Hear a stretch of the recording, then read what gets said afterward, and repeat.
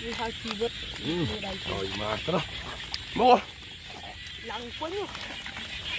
ra mà nó chứ nó thật thật đấy xì tai cho vay ngày này vâng thì đây bố ơi nặng chỗ chậm đông mũi à mày chúng mau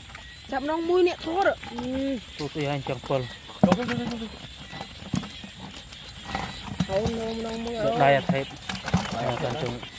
quay mặt chọc rồi bạn ấy rung bị lùi đoạn hết than ý đó ai đúng rồi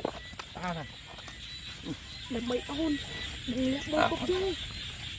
trong đoạn ấy rung bị lùi bao thôi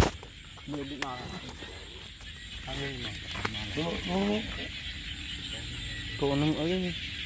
tôi cũng xem trời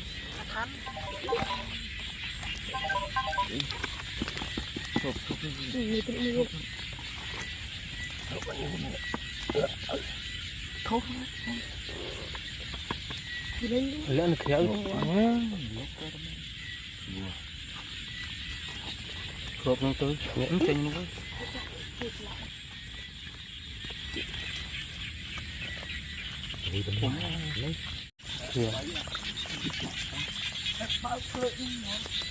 với mà chơi chú vật à thắt lái rồi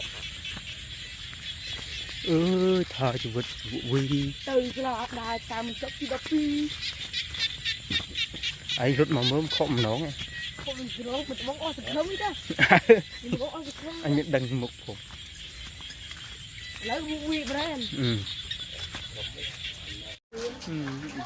Cho bạn thấy tôi à.